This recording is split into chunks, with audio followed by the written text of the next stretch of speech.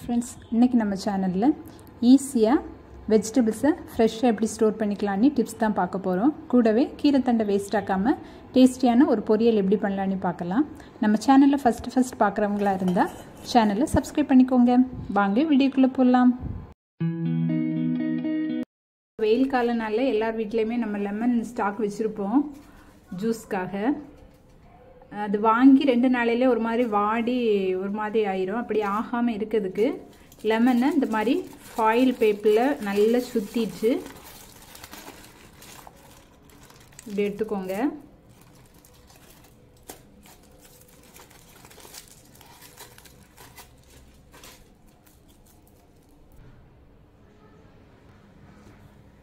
ஃபாயிலில் சுற்றின லெமனை கொஞ்சம் கூட ஈரம் இல்லாத ஒரு பாத்திரத்தில் இந்த மாதிரி போட்டு மூடி ஃப்ரிட்ஜில் வச்சிட்டிங்கன்னா 1 மாதம் ஆனாலும் வர அந்த லெமன் வந்து ஃப்ரெஷ்ஷாகவே இருக்கும். பவுலில் 1/2 டீஸ்பூன் மஞ்சத்தூள் எடுத்துக்கோங்க. அதில் கொஞ்சமாக தண்ணி சேர்த்து பேஸ்ட் மாதிரி ரெடி பண்ணிக்கோங்க. இந்த மாதிரி பேஸ்ட் ரெடி பண்ணிக்கோங்க. பண்ணிவிட்டு அதில் கொஞ்சமாக எடுத்து இந்த தக்காளியோட காம்பு பகுதியில் அப்ளை பண்ணிக்கோங்க. இப்படி எல்லா தக்காளியிலையும் அப்ளை பண்ணிக்கோங்க.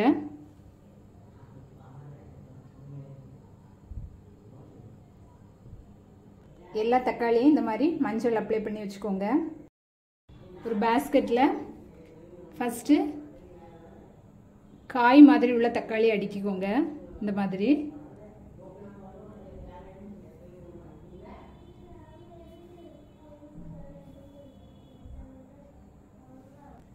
நல்ல பழுத்த பழத்தை அதே மாதிரி ஒரு மாதிரி டேமேஜ் ஆகிருந்தோன்னா அதை மேலே வச்சுக்கோங்க. அப்போது ஃபஸ்ட்டு அதை நம்ம யூஸ் பண்ணிடலாம். தக்காளியை க்ளோஸ் பண்ணி பாக்ஸில் வைக்காதீங்க. எப்போவுமே இந்த மாதிரி பேஸ்கெட்டில் வெளியே வச்சு எடுத்துக்கோங்க. 2 வாரம் ஆனாலும் கெட்டு போகாது. அடுத்த டிப்பு, ஒருவேளை பச்சை மிளகாய் நீங்கள் ரொம்ப நிறைய வாங்கிட்டீங்கன்னா அதை இந்த மாதிரி ஸ்டோர் பண்ணிக்கோங்க. 1 மாதத்துக்கு மேலே ஆனால் கூட அந்த பச்சை மிளகாய் வந்து அப்படியே நம்ம எப்படி வச்சோமோ அப்படியே ஃப்ரெஷ்ஷாகவே இருக்கும். அதுக்கு பச்சை மிளகாயில் பழுத்த மாதிரி வாடின மாதிரி இருக்கிற அழுகின மாதிரி இருக்கிற பச்சை மிளகாயெல்லாம் தூக்கி போட்டுருங்க. அதை ஈரம் இல்லாத ஒரு பாத்திரத்தில் எடுத்துக்கோங்க. எடுத்துட்டு கொஞ்சமாக மஞ்சத்தூள் சேர்த்து நல்லா மிக்ஸ் பண்ணி விட்டுக்கோங்க. எல்லா இடமும் படும்படியாக நல்லா மிக்ஸ் பண்ணி விட்டுக்கோங்க. அதுக்கப்புறமா மூடி போட்டு ஃப்ரிட்ஜில் நீங்கள் ஸ்டோர் பண்ணிங்கன்னா ரொம்ப நாளைக்கு ஃப்ரெஷ்ஷாக இருக்கும். கண்டிப்பாக ட்ரை பண்ணி பாருங்கள்.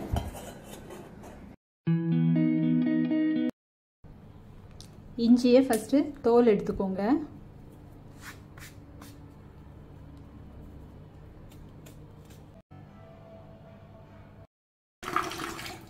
தோல் எடுத்த இஞ்சியை நல்லா கழுவிக்கோங்க.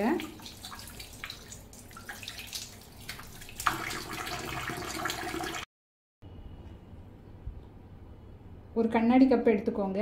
அதில் தோல் எடுத்து வாஷ் பண்ணி வச்சுருக்கிற இஞ்சியை சேர்த்துக்கோங்க. அது முங்குற அளவுக்கு தண்ணி சேர்த்துக்கோங்க.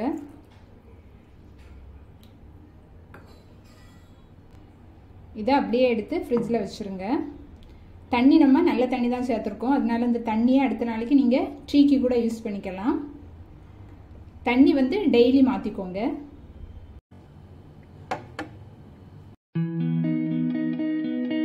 புதினா ஸ்டோர் பண்ணும்போது அழுகின மாதிரியோ இந்த மாதிரியோ புழு மாதிரி இலைகள் இருந்துன்னா அதை தனியாக எடுத்துருங்க. எடுத்துட்டு நல்ல இலைகளை மட்டும் கிள்ளி எடுத்துக்கோங்க.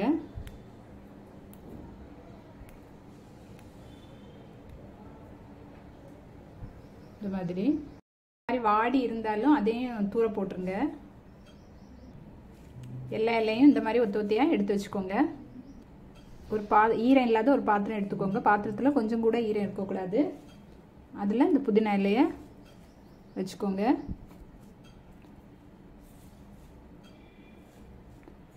இப்படி ரொம்ப அழுத்தி வைக்காதீங்க. கொஞ்சம் ஃப்ரீயாகவே வச்சுக்கோங்க.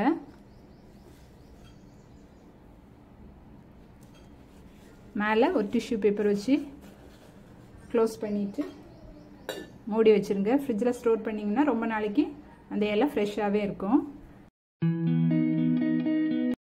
கருவேப்பிலை இந்த மாதிரி ஃபஸ்ட்டு அடர்த்து எடுத்துக்கோங்க.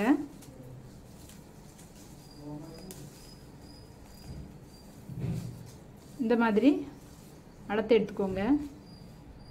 எல்லாம் காஞ்ச மாதிரியோ அழுகுன மாதிரியோ புழு வரிச்ச மாதிரியோ இருந்ததுன்னா அதை தூக்கி போட்டுருங்க. அடுத்த கருவேப்பிலையை நல்லா கழுவிட்டு ஈரம் இல்லாமல் உலர்த்தி எடுத்துக்கோங்க. ஒரு ஈரம் இல்லாத பாத்திரத்தில் டிஷ்யூ பேப்பர் வச்சுக்கோங்க. அதில் அடுத்த அந்த கருவேப்பிலையை வச்சுட்டு மேலே டிஷ்யூ பேப்பரால் கவர் பண்ணிவிட்டு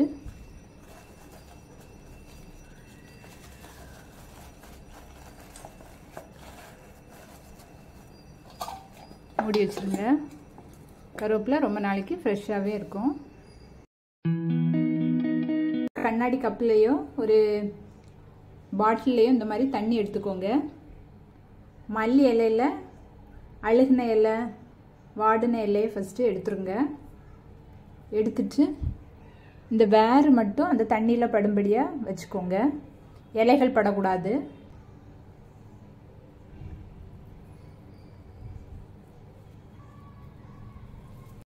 இந்த மாதிரி வச்சுக்கோங்க.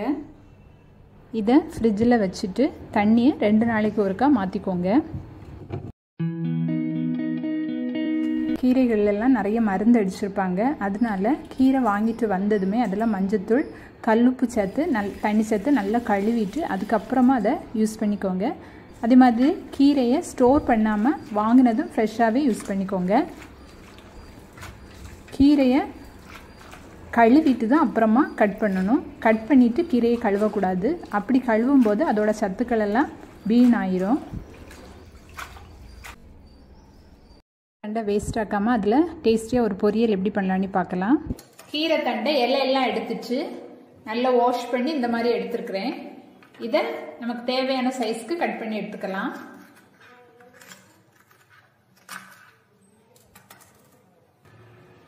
எல்லா கீரை தண்டையும் இந்த மாதிரி கட் பண்ணி எடுத்துக்கிட்டேன். நான் இன்னைக்கு சிறு கீரையோட கீரை தண்டு தான் எடுத்துருக்கிறேன். பொரியல் பண்ணிடலாம். கடாய் சூடு பண்ணி 2 ஸ்பூன் தேங்காய் எண்ணெய் சேர்த்துருக்கேன். தேங்காய் எண்ணெய் சூடானதும் 1/2 ஸ்பூன் கடுகு சேர்த்துக்கலாம். அது கூடவே ஒரு பிஞ்ச் ஜீரகம் சேர்த்துக்கலாம். கூடவே ஒரு வத்தலை பிச்சு போட்டுக்கலாம்.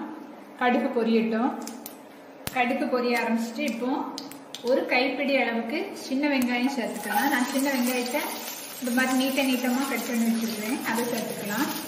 சின்ன வெங்காயம் சேர்த்துக்கும் போது நல்லாயிருக்கும், டேஸ்ட்டு நல்லாயிருக்கும். கூடவே ஒரு கொத்து கருவேப்பிலை 2 பச்சை மிளகாய் பொடியாக கட் பண்ணி சேர்த்துக்கலாம். வெங்காயத்தை கொஞ்சம் நல்லா வதக்கிக்கலாம். கண்ணாடி பதம் வர வரைக்கும் வதக்கி எடுத்துக்கலாம். சின்ன வெங்காயம் இல்லைன்னா ஒரு மீடியம் சைஸ் பெரிய வெங்காயம் சேர்த்துக்கலாம். வெங்காயம் வதங்கிச்சு. இப்போ இதில் 2 டேபிள் ஸ்பூன் பாசி பருப்பை 10 நிமிஷம் ஊற வச்சுருந்தேன். அதை சேர்த்துக்கலாம். அது கூடவே கட் பண்ணி வச்சுக்கிற கீரைத்தண்டு சேர்த்துக்கலாம். சேர்த்துட்டு ஒரு 2 நிமிஷம் நல்லா வதக்கி விட்டுக்கலாம்.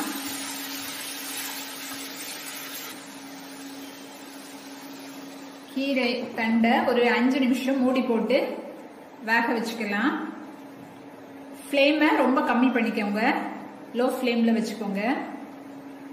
நான் இதில் தண்ணி எதுவும் சேர்க்கல. ஏன்னா கீரை தண்டிலேயே வாட்டர் கண்டென்ட் இருக்கும். அதனால தண்ணி நான் சேர்க்கல. 5 மினிட்ஸ் ஆயிடுச்சு. பாதி வெந்திருக்கு கீரை தண்டும் அந்த பாசி பருப்பும். இப்போ இதில் 1/4 ஸ்பூன் மஞ்சள் தூள், 1/2 ஸ்பூன் மிளகாத்தூள், 1/4 ஸ்பூன் காயத்தூள் சேர்த்து நல்லா மிக்ஸ் பண்ணி விட்டுக்கலாம். மிக்ஸ் பண்ணிட்டு இன்னும் ஒரு 5 மினிட்ஸ் மூடி போட்டு குக் பண்ணிக்கலாம்.